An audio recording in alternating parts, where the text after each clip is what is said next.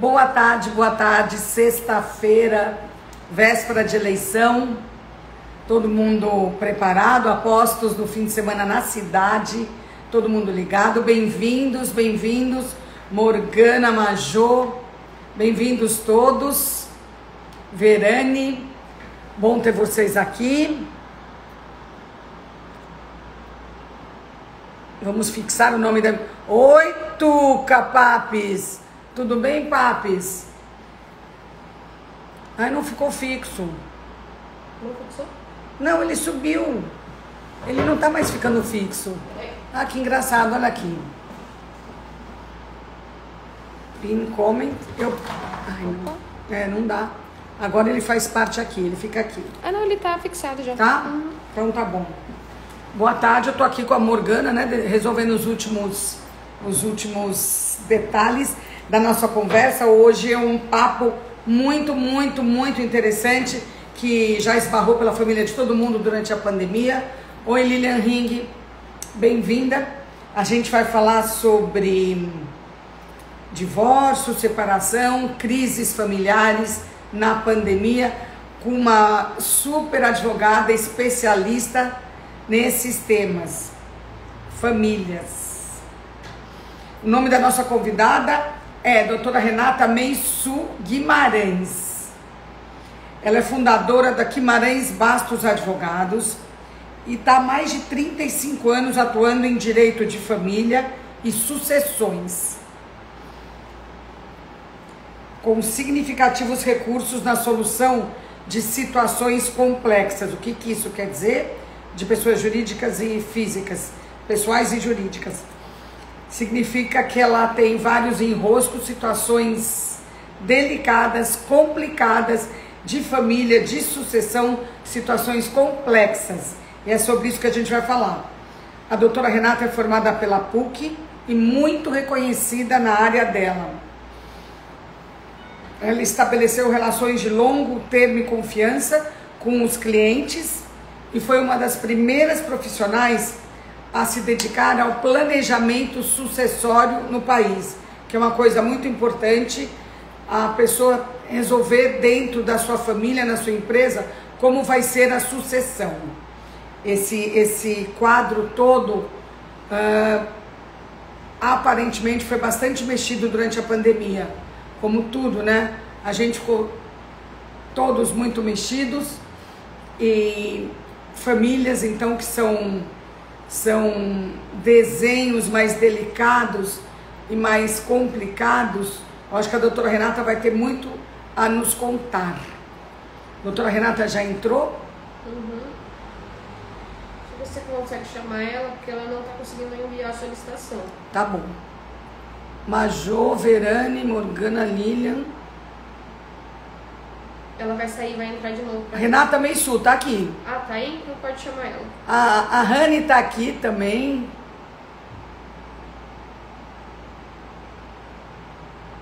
Mas eu mandei o request, eu acho que ela saiu, peraí. Aqui. Mandei o convite. A doutora Renata, pelo que eu sei, não é muito ligada em Instagram, mas olha aqui. Como a doutora Renata entrou com a maior facilidade. Obrigada, Flávia. Com auxílio, com muito auxílio. Não tem importância. Se você soubesse como as pessoas entram aqui... É difícil. Só é mais fácil para quem trabalha com internet.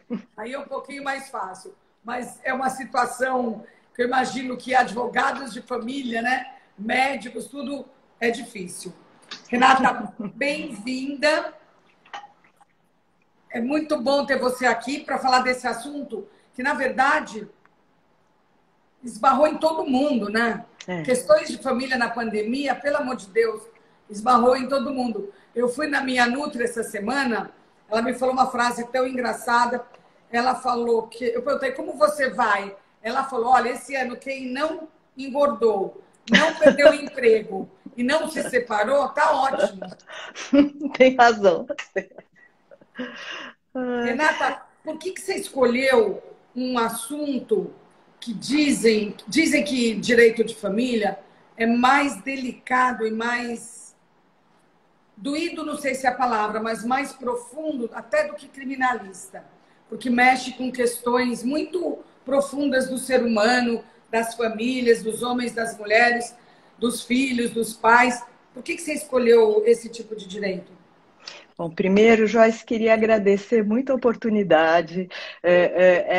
Como você sabe, é um enorme prazer estar aqui conversando com você. Enfim, espero que eu possa contribuir, Tenho certeza esclarecer. que pode. Enfim.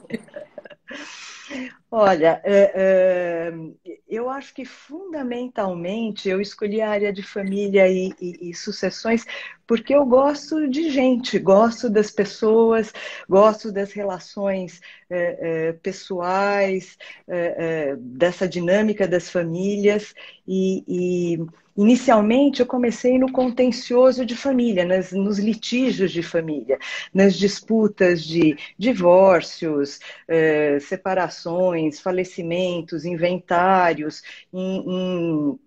enfim, em litígios familiares.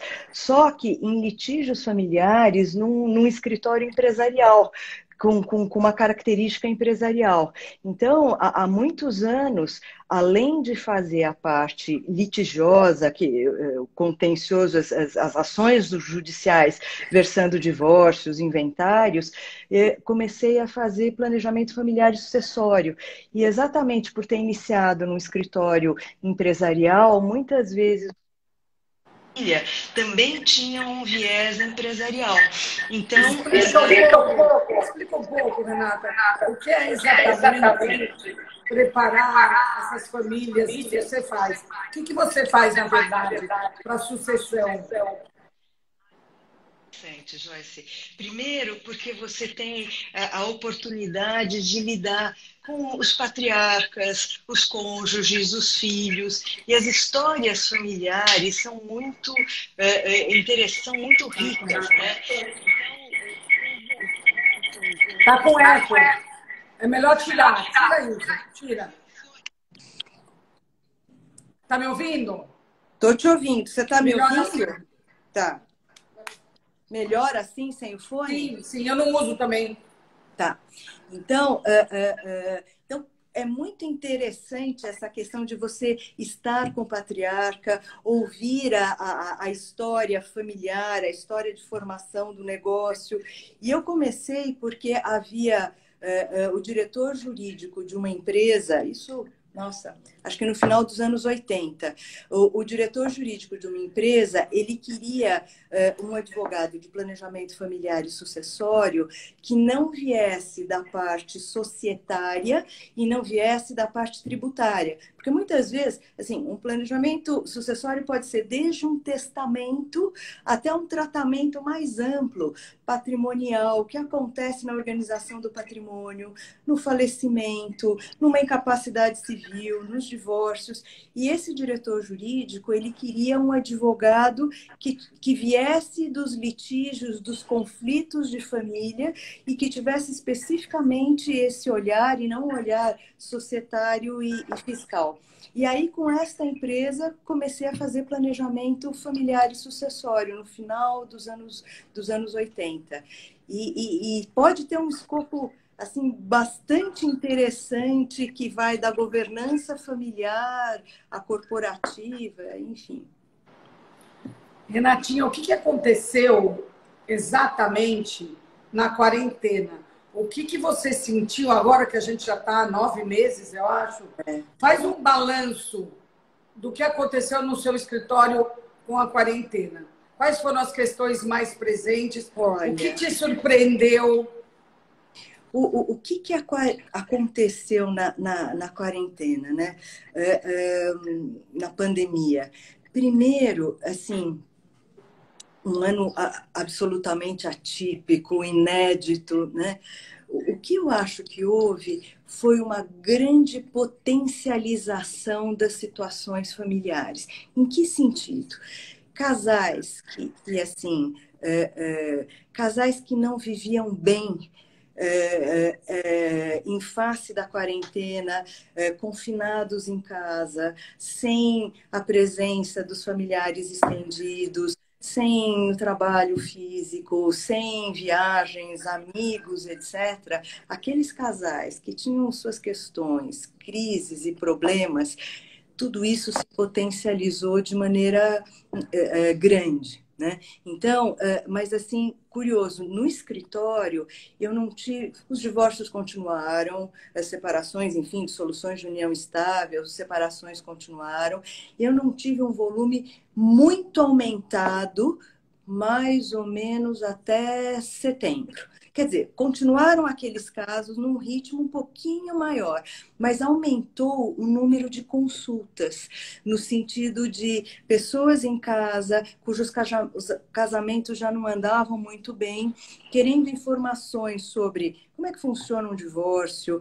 como é que funciona a dissolução de uma união estável, guarda de filhos, pensão alimentícia, partilha de bens. Então, muitos maridos, esposas, assim, até às vezes em situações, em conversas, era difícil achar na casa um lugar para conversar, porque eram conversas delicadas, o casamento já não está bem, enfim, mas querendo informações como que para refletir, para se organizar, para pensar num pós-quarentena, começar a se direcionar. Então, o que realmente aumentou foi o número de consultas. Por outro lado, eu acho que a pandemia também trouxe uma insegurança muito grande, né? Essa proximidade com a morte, com hospitais cheios, com a fragilidade, a finitude, aumentou isso sim o número de testamentos, o número de planejamentos. Então, seja por conta dessa insegurança com a própria vida, então os planejamentos aumentaram, muitos empresários, muitas empresárias em casa, pensando em como organizar a herança, qual a dinâmica dos filhos. Então, eu diria que a pandemia, ela mas também teve, assim, casais, às vezes, terceiros, quartos, 15 casamentos, em que, em terceiros relacionamentos, muitas vezes os casais começam mais devagar, experimentando a vida para ver se vai dar certo ou não. A quarentena e a pandemia também teve o efeito de colocar esses casais convivendo na mesma casa, uma opção de passar, por exemplo, a quarentena juntos. Aí também houve um aumento de pactos de convivência, em que os namorados ou companheiros fizeram uma opção por ficar juntos. Exato, e isso trouxe uma velocidade diferente para determinados relacionamentos que talvez numa outra situação houvesse um distanciamento maior, né? Então, Joyce, no escritório, o que eu senti foi isso. Os divórcios continuando, muitas consultas sobre como materializar uma separação, os testamentos e essa questão da morte, do planejamento aumentando, e também pactos de convivência enfim. Renata, eu ia te perguntar uma coisa, mas eu vou deixar para daqui um pouquinho. O que os homens mais reclamam das mulheres quando eles chegam para separar? E o que as mulheres mais reclamam dos homens? Nossa! Olha, houve um tempo, né, em que a questão das traições era um componente muito forte, né? E era um componente muito forte dos homens, né? Depois você quer dizer, eles traíam ou eles que traíam? Há muito tempo, enfim, há muito tempo atrás havia um componente de traições masculinas, né? Tempo passando, você tem uma questão de traições femininas. Então, muita gente associa os divórcios a essas situações de traição, né? Eu diria que continua a haver, mas mais recentemente, não acho que seja essa a tônica. Eu acho que você tem algumas situações, por exemplo, casais em que os filhos cresceram, saíram de casa, têm uma vida independente e que acabou havendo um distanciamento grande entre eles, né? As vidas se direcionaram de maneiras diferentes.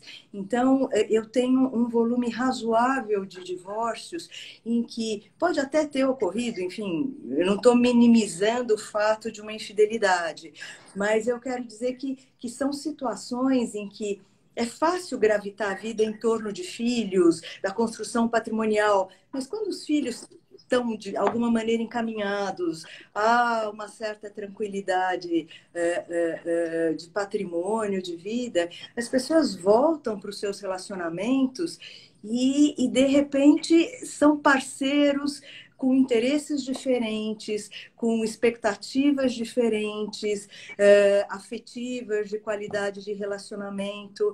Então, eu diria que hoje, o que eu percebo de maneira intensa, tanto dos maridos quanto das esposas ou dos companheiros, é uma necessidade. Isso se acentuou com a pandemia. Eu diria que com certeza se acentuou com a pandemia.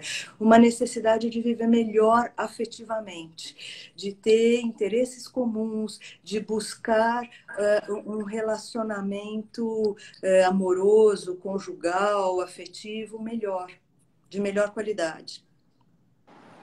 Uma coisa que a gente percebeu aqui nas lives que a gente fez nesse decorrer nesses 9 meses todos, quando a gente falou muito sobre feminismo, surgiu muito a questão da violência contra a mulher. Sim. Isso no Brasil é uma coisa cavalar, né? Principalmente na pandemia, que os casais ficaram assim. Isso na classe que você mais cuida, né? Que é uma classe mais alta, né? Seus clientes são de uma classe mais privilegiada. Isso também acontece com essa que virou uma questão muito grave, muito.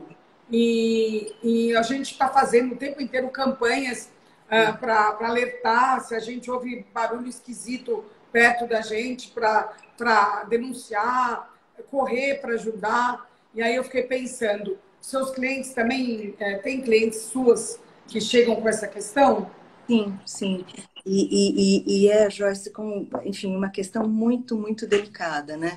Porque é terrível. A violência doméstica é absolutamente terrível. E muitas vezes, ao atender a cliente, ela tem, assim, é difícil até que ela coloque a violência doméstica, né? Há uma compreensão de que a violência doméstica faz parte, talvez, de uma ausência de cultura ou de uma ausência mais elaborada. Não passa por aí, né? Não é verdade. E quando ocorre, às vezes, em famílias com uma formação mais elaborada, numa classe empresarial, as mulheres às vezes têm um constrangimento enorme de expor isto, né? Uma vergonha profunda, uma análise absolutamente assim terrível, perversa, de se elas colaboraram para aquela violência. Sempre tem isso. Um viés muito difícil, né? E também de sair da casa, de se deslocar, porque existe uma dinâmica, de novo, perversa, ruim, que a mulher tem muita dificuldade de sair dessa situação de violência, né? E eu também tive um caso de violência masculina, né? Em que uma mulher que avançou num... Sim, numa situação também muito, muito pesada. Então, a violência doméstica, eu acho que ela lida com uma dinâmica muito, muito complicada, né? E não só em relação à mulher, mas também em relação aos filhos. E crianças pequenas, às vezes, pais que são agressivos. É muito difícil essa questão da violência doméstica. E eu vejo não só em relação à mulher, mas também algumas vezes em relação às crianças, né? Nossa Senhora, um horror. Você acha que as pessoas mais jovens vão ter menos essa questão? Você acha que é um pouco mais claro ou não é uma questão que passa por tempos modernos, e sim pela psique masculino-feminina?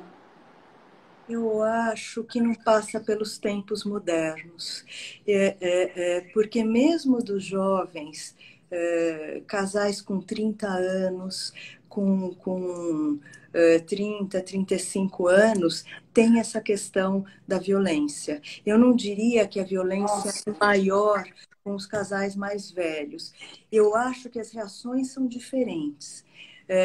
Casais mais velhos, em que isto já ocorre reiteradamente, muitos anos, a mulher tem uma postura mais fechada. Enfim, nos casais mais jovens, isso aparece mais, não que haja mais em jovens, mas eu acho que o constrangimento em expor é menor do que em casais Sim. mais velhos. Mas também ocorre, eu acho que está ligada talvez a repetição de conduta dos pais, a características de violência, né? Porque é surpreendente quando você começa a fazer um divórcio e começa a ouvir as questões de um lado, do outro lado. Tem, óbvio, cada caso é um caso, mas há situações em que aquele, por exemplo, determinado marido que repudiava completamente situações de violência que ele vivenciou no casamento dos próprios pais, de alguma forma, repete situações de violência, né? Padrões, Então, repete padrões, né? Então, eu acho que isso tem muito mais a ver com o ambiente familiar, com a psique da pessoa, do que com os tempos modernos, casais jovens, casais mais... Infelizmente. Infelizmente. Renata, o que eu percebo, né, eu sempre prestei atenção nisso, é que essa advocacia de famílias tem que... Primeiro que o advogado deve se envolver muito, né? Nas questões, nas fraquezas, nas fragilidades, nas disputas, nos litígios. Você acha que tem que ser um pouco de psicanalista para entender o seu cliente, para poder ajudá-lo melhor? Ou você, às vezes, trabalha com a ajuda de psicanalistas? Como funciona? Olha, sem dúvida alguma, tem por partes, primeiro, o envolvimento em relação aos clientes, né? Eu acho que o advogado de família, ele pega o cliente no momento, ele atende o cliente num momento muito, muito delicado da vida dele, né? Em que ele está absolutamente fragilizado. E eu confesso para você que eu não sei o que é pior, se um divórcio ou um falecimento, né? Então, são situações muito pesadas, em que você tem um cliente absolutamente exposto. Então, assim, eu acho que tem que ter uma cautela muito grande para que o advogado tenha uma situação de equilíbrio, né? Que o advogado não piore ou não contribua ou não pese em situações que já são muito, muito pesadas. Então, acho que êxito, para mim, pelo menos, numa advocacia de família, eventualmente não é ter um litígio de 10 anos, que se precisar litigar, que ele seja sério, jurídico, mas idealmente deveria haver um acordo, deveria haver uma composição, o advogado deveria manter uma posição mais distanciada do cliente, né? Assim, é difícil um advogado, na minha visão, um advogado de família se tornar muito amigo do cliente, porque eu acho que isso até compromete um pouquinho o atendimento equidistante, o atendimento, porque eu acho que a posição do advogado deveria ser uma posição distanciada, para que ele possa fazer recomendações equilibradas em situações em que o cliente está muito frágil e está muito exposto, né? Então, eu não... Enfim... não acho adequado incendiar situações que já são muito complicadas. Porque depois daquele divórcio, por exemplo, se o casal tem filhos, aqueles filhos vão se casar. E um dia esse pai e essa mãe estarão no altar quando o filho entrar no casamento. Né? Eu tive divórcios tão pesados que começaram com uma criança com 5 anos e terminaram quando essa menina tinha 15 anos e ela se tornou cleptomaníaca. Quer dizer, então, o preço pago por filhos é muito pesado, principalmente por filhos. Né? Então, assim, eu não acho que o advogado seja um analista. E é delicado que ele se coloque como um analista.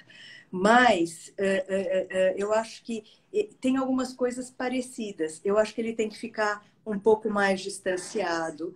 É impossível dizer que não há envolvimento, né? Porque nós somos seres humanos para todos os efeitos. É evidente que há um envolvimento emocional, mas ao trabalhar, eu acho que o advogado tem que estar distanciado.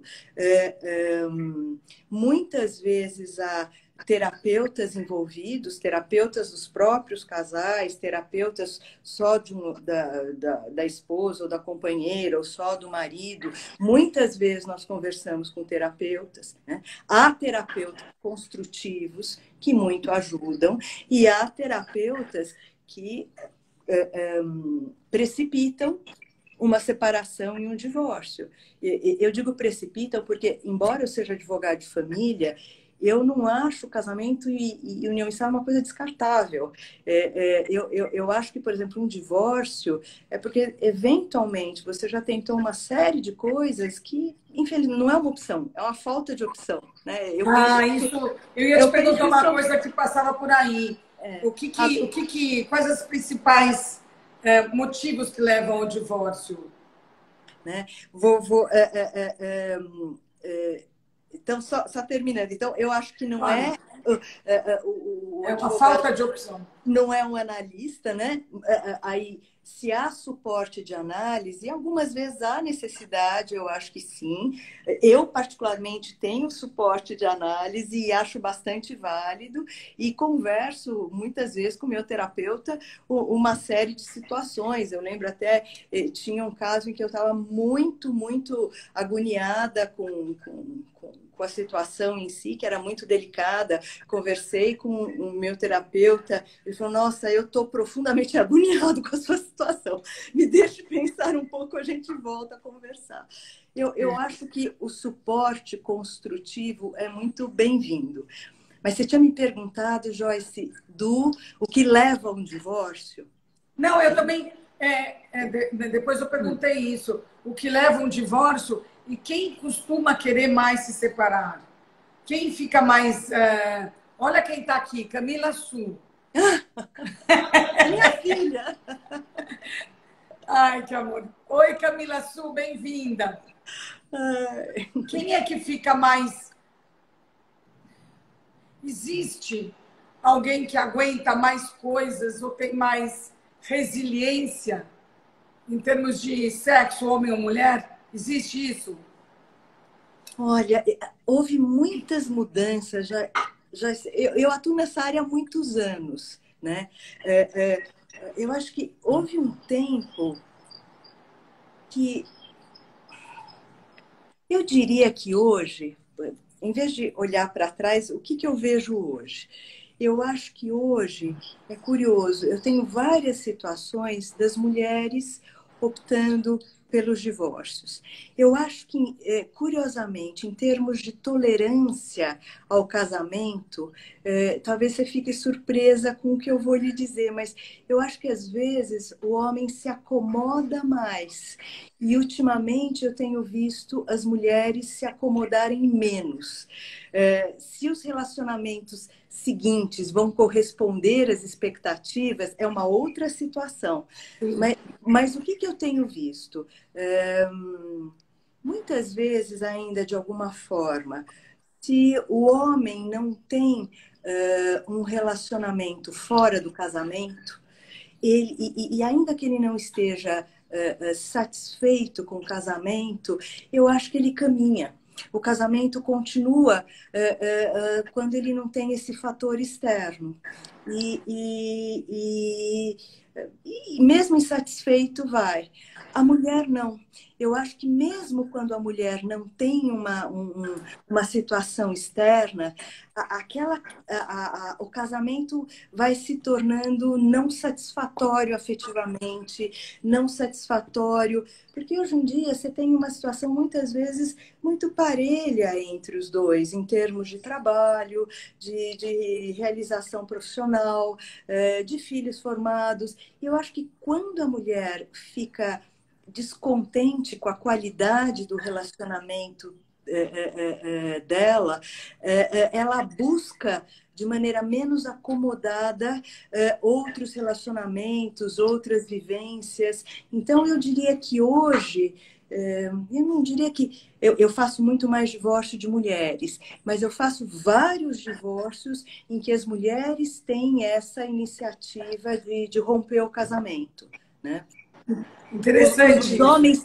Os homens têm, às vezes, uma outra preocupação. Às vezes, num certo momento, eles fazem uma reflexão de que eles têm X anos de vida bons e que aqueles anos precisam ser bem vividos. O que é que significa ser bem vivido, né?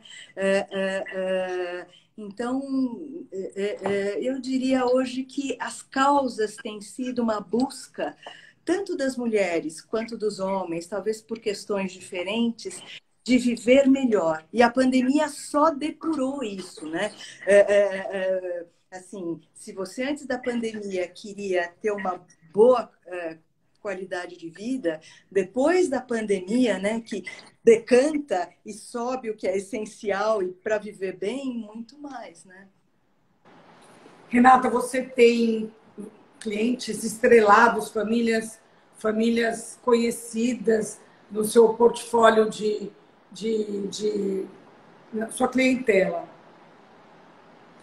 Você acha que as questões deles são diferentes das questões? Claro, questão de sucessão, mas você acha que esse tipo de clientela todo é meio parecido, num bloco assim, apesar de cada um ser cada um? São duas perguntas. Se você acha que eles têm uma certa semelhança no comportamento e nos desejos e nos medos, tudo, e se você acha que eles são muito diferentes das pessoas com menos poder aquisitivo. Assim, nós temos clientes de todas as formas, né? Em razão, assim, da advocacia empresarial no Machado Meyer, realmente atendemos alguns clientes, algumas famílias empresárias, e também é interessante porque a gente tem eu tenho atendido vários jovens também, acho que talvez por causa da idade dos meus filhos, né? Pode ser. Eu tenho um filho de 34, 30, enfim, 33. E, enfim, mas, Joyce, eu acho que não. Eu acho que os problemas são humanos e são de todos, né? Assim, desculpa, passa pela soleira da porta de reunião, tem os mesmos problemas. Se tem X de dinheiro, se não tem X de dinheiro, se não tem dinheiro, não é isso que pauta intimamente a questão conjugal. Quer dizer, você tem alguns desdobramentos, né? Assim, por exemplo, casamentos em separação total de bens, que têm sido muito frequentes, né? Por N razões. Quando você tem um casamento, uma união estável em separação total, a rigor, quando você tem um divórcio, uma dissolução, não tem partilha de bens. Ninguém conversa sobre partilha de bens. Por quê? Mas nada impede que no âmbito de um acordo haja movimentos patrimoniais. Então, quando você negocia determinados divórcios, por exemplo, como eu disse, em separação total, você tem na negociação, se há vontade das partes nesse sentido, movimentos patrimoniais cuja negociação é diferente de casais que enfim, a gente também atende que tem eventualmente um imóvel e não tem recursos financeiros, tal. Mas os problemas em si, eles são humanos, as dores é absolutamente democrático, né? Não interessa se há dinheiro, se não há dinheiro, as vivências são doloridas, você tem questões com os filhos, né? Há pais, homens, muito dedicados aos filhos, cujo divórcio provoca uma dor profunda, as mulheres de qualquer situação econômica, muitas vezes tem uma insegurança muito grande que o marido vai pedir a guarda dos filhos, ou uma frustração muito grande. É curioso, né? O primeiro divórcio, enfim, eu tenho clientes que já têm sucessivos casamentos. Eu já estou fazendo o divórcio dos filhos dos meus clientes, que é terrível, né? Assim, o tempo está passando, João. Mas, assim, nossa, até perdi o fio da meada. Não, a gente... Vamos seguir adiante, já já a gente volta para isso. Enfim, o que eu quero dizer? Assim, o divórcio... Eu já sei o que era, sobre as pessoas serem iguais ou diferentes nas diversas camadas. É muito dolorido o divórcio. Lembrei. É o seguinte, quando você faz o primeiro divórcio, é um divórcio denso, né? Assim, porque você tem, às vezes, filhos menores, às vezes os filhos têm 5 anos, às vezes têm 15 anos, às vezes têm 20 anos. Então, você tem aquela questão. Só que é um casamento de construção intensa, né? Construção que eu digo, filhos, patrimônio, trabalho, etc, etc. Então, você faz um divórcio denso, pesado, com guarda de filhos, pensão alimentícia, partilha patrimonial, se tem comunhão parcial, tal. Agora, quando você faz o divórcio de segundos, terceiros relacionamentos, algumas vezes ele é profundamente doloroso. Quer dizer, não que o primeiro não seja, mas o primeiro, além de doloroso, ele tem que caminhar, porque tem que resolver a guarda dos filhos, tem que resolver a questão da pensão, a partilha, como vai morar. Então, assim, tem um conjunto pesado andando. E às vezes, quando você vai para terceiros e quartos relacionamentos, o que você espera daquele relacionamento é que ele seja bom afetivamente, que ele traga um convívio gostoso. E quando ele não dá certo, se tenha dinheiro ou não tenha dinheiro, traz uma tristeza, uma dor, uma frustração e uma dor muito grande. Então, eu acho que o divórcio, em termos financeiros, é profundamente democrático. Não tem... Enfim. Eu acho que, na verdade, o ser humano, né, o homem e a mulher, estão sempre em busca de alguma coisa que me parece bem difícil de alcançar, né? Pelo que eu tenho visto. Algo bem, bem complexo. E eu pergunto para você, qual a importância da palavra amor nesse universo? Como é que essa palavra permeia as questões do seu escritório? Nossa, difícil. Difícil. Até porque tem muitas formas de amor, né? É difícil isso, já sei porque... A pergunta é, as pessoas ainda estão ligadas em amor? É isso que move tudo isso? O que move essas disputas, esses litígios ou essas soluções? Seria tudo ou parte disso seria em função do amor? Eu acho que, assim... do amor que acabou, do amor que está começando em outro lugar? Eu acho que sim. Eu acho que em tempos atuais, a busca do amor é muito mais intensa do que no passado. Eu acho que existe uma idealização, existe uma fixação. Eu acho que essa questão amorosa, de ter um parceiro amoroso, de ter um parceiro de qualidade, se tornou hoje muito mais intenso do que no passado, né? E talvez um pouco o número de divórcios, né? Nessa busca incessante do que seja amor, do que representa amor, de uma realização unilateral. Porque, curiosamente, essa busca constante do amor parece que ela tem mais a ver com o seu conceito individual e unilateral de amor do que uma expressão maior, né? Então, eu acho que sim, tem sido muito, muito mais intenso.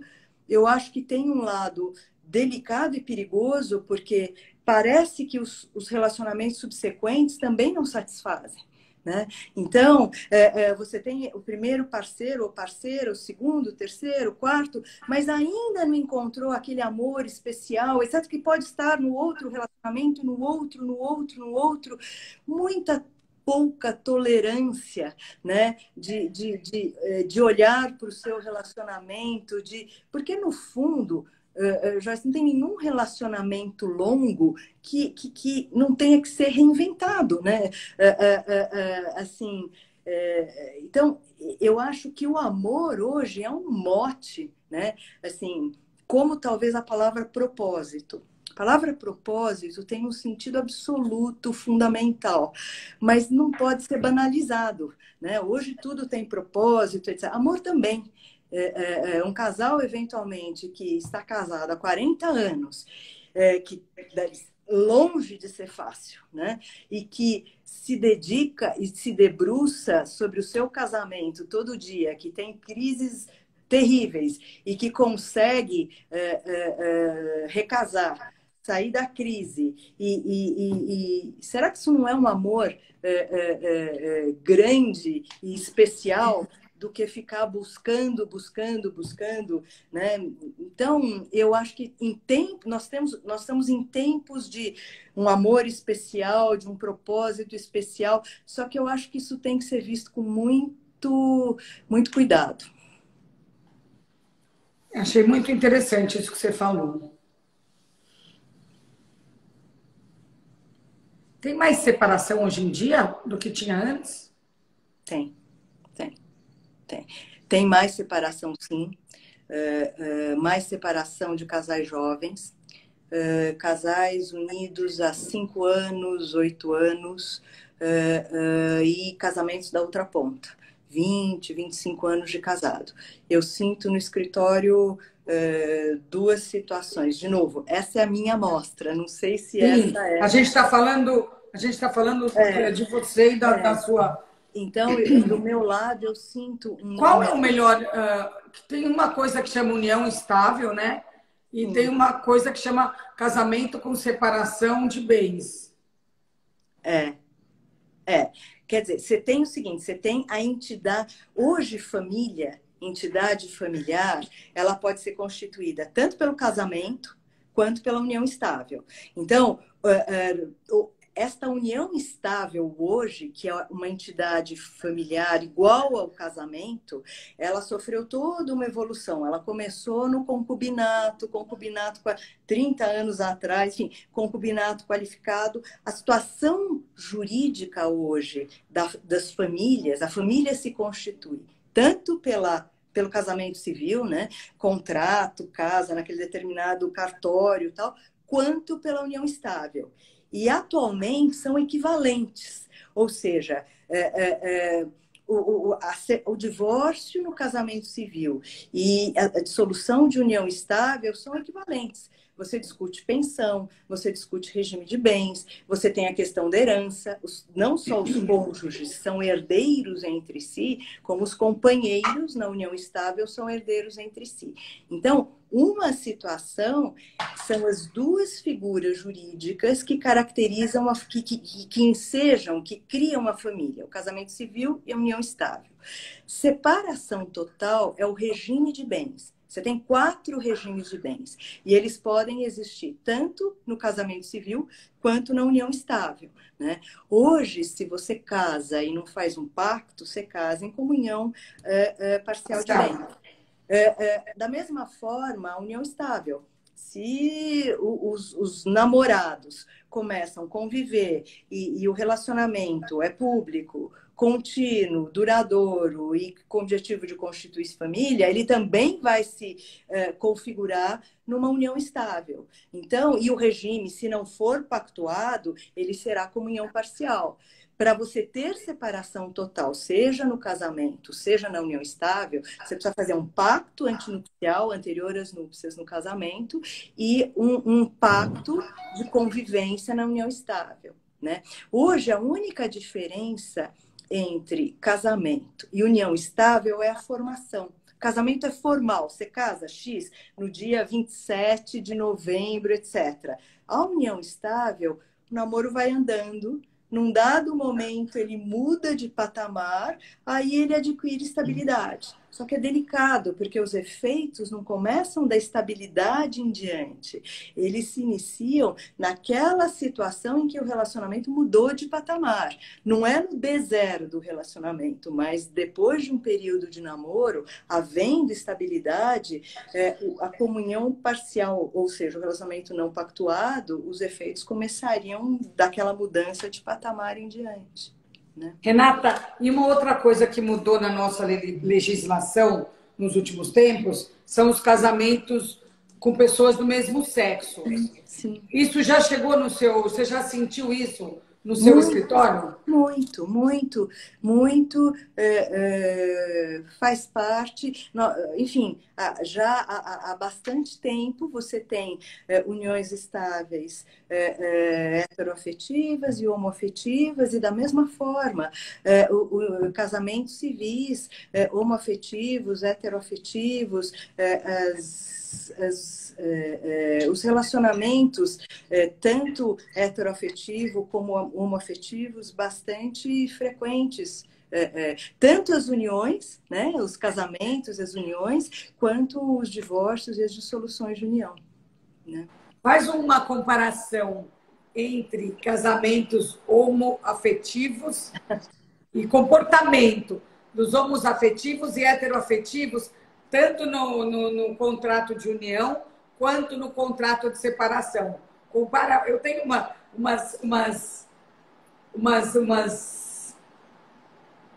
visão pessoal minha, como todo mundo tem, como eles se dão, os casais homoafetivos, os heteroafetivos, como eles se entendem, né?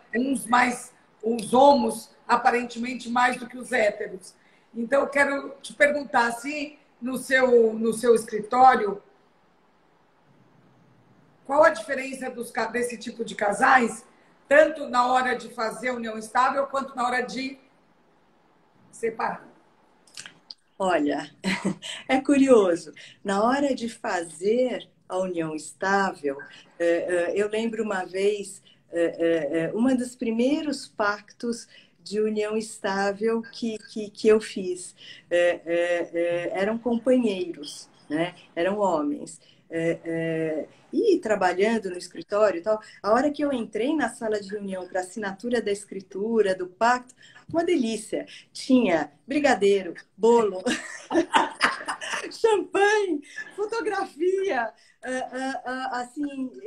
Eles estavam uma celebração, né? Eles estavam profundamente felizes, celebraram muito, de maneira espontânea, aberta. Então, não que não ocorra também em uniões estáveis heteroafetivas, mas foram comemorações muito gostosas, assim, ao assinar um pacto, assim, até porque juridicamente, durante muito tempo não foi possível tornar legal, talvez, essas uniões. Sim, é uma Né? celebração. Então, é uma celebração. Profunda, né? A possibilidade de você ter juridicamente este reconhecimento, né? Eu acho que o relacionamento em si, tranquilo, aberto, exposto, e a possibilidade de torná-lo jurídico, então seja uma celebração muito gostosa. E a gente que participa é além. Às vezes o dia a dia no escritório é mais taciturno, mais fechado. Então é muito gostoso você assinar um pacto e o casal está bastante feliz, comemorar, tem foto, tem bem casado. Então, muito gostoso. Eu acho que eles comemoram de uma forma diferente, talvez por várias razões, inclusive a jurídica, talvez, né? Porque isso é decorrência de um esforço jurídico muito grande, uma conquista, porque no passado a união estável, a primeira... Tem algum Su que entrou aqui agora. Quem é Su Insta? É o meu filho, a meninada é coruja. Eles... É o Felipe ou o Thiago? É o Felipe. Oi, Felipe! Que vergonha! Eu adoro quando a família aparece. Então, eu acho que essa já é uma diferença. Enfim... Não estou de forma alguma dizendo que as uniões estáveis heteroafetivas não sejam comemoradas, mas o que eu estou dizendo, quando surgiu a lei da união estável, a definição tinha eram 5 requisitos: homem e mulher, público, contínuo, com objetivo de constituir família e duradouro. Tirar este requisito homem e mulher e aplicar a união estável, que é o correto, que é o adequado a todos os relacionamentos, né, foi um grande esforço de jurisprudência, né? Enfim, eu acho. Agora, nos divórcios, eu não sinto muita diferença nos divórcios. Aliás, eu sinto, assim, eu sinto nos divórcios, eu sinto uma diferença em uniões homoafetivas femininas. Elas são mais passionais. É curioso. Assim, você tem divórcios heteroafetivos absolutamente passionais, homoafetivos masculinos também. Mas é curioso, eu acho que as mulheres num relacionamento, quando há uma dissolução de união estável, por exemplo, tem uma carga emocional muito forte, muito forte. Mulheres, né? Eu acho que sim. Somos emocionais, né? Somos seres emocionais. Assim, não é um juízo de valor, nem bom nem ruim, mas é mais este peso emocional. Todos são doloridos sempre, né? Mas este peso emocional, às vezes a questão da passionalidade, eu diria que ela é quase uma constante nas dissoluções de uniões homoafetivas femininas, né? Talvez isso faça parte um pouco da forma de ser das mulheres, né? Seja para romper, seja para negociar, seja para se... Enfim, né? Renata, eu acho que a gente está chegando no final, mas eu queria te perguntar uma coisa. Bom, foi uma aula, né?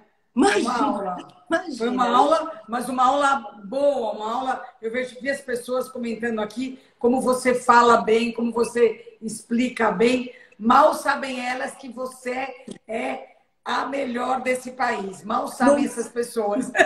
De forma alguma, de forma alguma. Isso é a gentileza de uma amiga querida. De forma alguma, de forma alguma. Renata, como você faz para Que nem você falou, tem vezes que você chega em casa com problemas enormes dos seus clientes, né?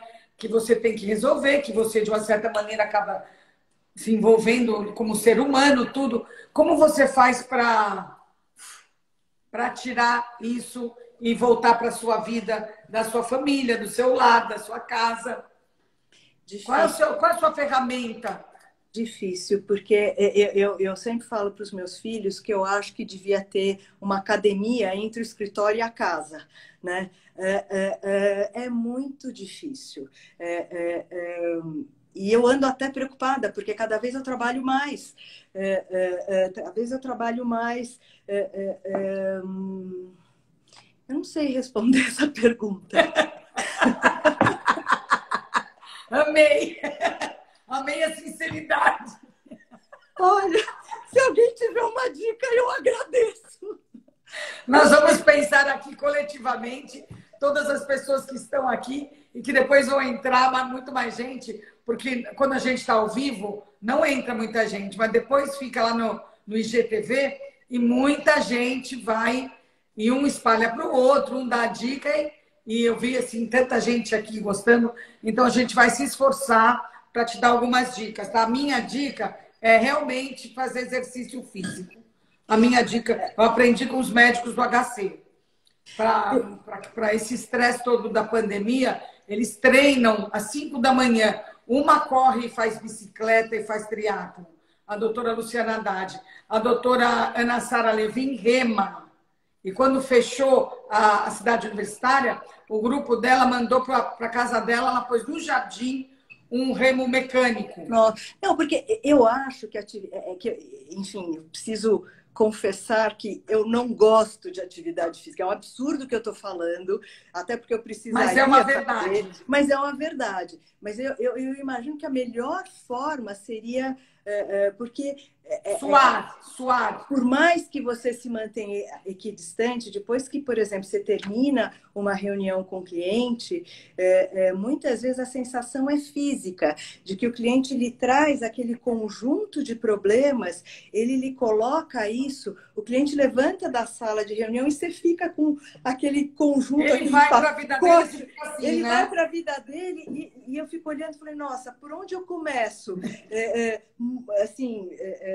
às vezes até fazendo planejamento, com receio que os filhos do empresário briguem entre si, questões familiares delicadíssimas, e muitas vezes o cliente, as consequências podem ser muito pesadas no sentido do rompimento da família. Então, é como se o cliente saísse e você ficasse com um pacote dizendo, meu Deus, qual é a forma... E que eu faço com isso agora, né? Não existe, né? Tinha que ter uma maneira de descarregar isso, né? E eu acho que a atividade física seria a melhor. Eu confesso para você que eu chego em casa, janto com calma, chego tarde em casa, aí eu fumo um charuto. Mas talvez fumar um charuto não seja... Tá vendo? Cada um resolve de uma maneira. A sua meditação provavelmente é um charuto. Gostei da resposta. Muito obrigada, Renata. As pessoas aqui gostaram muito, acharam que você falava muito claro, muito lúcida e muito pausadamente. E muita gente recomendando para você fazer meditação. Olha, eu tentei fazer... Bom, primeiro, Joyce, muito, muito obrigada. Um prazer estar Foi bom, com né? você. Foi um privilégio. Muito obrigada. Foi muito bom. E eu já tentei fazer meditação. Eu dormi na meditação. Eu preciso... Nós vamos coletivamente te mandar ideias e sugestões, tá? Tá bom. Muito obrigada. Obrigada, Renata. Parabéns pelo seu trabalho, parabéns por cuidar tão bem de tanta gente, ficar segurando os pratos assim, com tanta maestria. Imagine, eu lhe agradeço muito a gentileza do convite e a oportunidade de estar aqui com você. Foi um prazer. Obrigada. Beijo. Tchau. Tchau. Foi maravilhoso com a doutora Renata Meiçu Guimarães. Foi muito bom. Teve gente de Portugal passando por aqui, como a Izzy e o Jairo. Teve a Norma de Salvador. Eu gosto muito disso. Obrigada a todos. Obrigada por terem estado aqui junto. Bom final de semana e segunda-feira a gente se vê, tá? Votem bem, votem com consciência, que é para depois não ficarem reclamando que as coisas não estão da maneira como a gente gostaria. Então, boa eleição para todo mundo. Oi, Maria.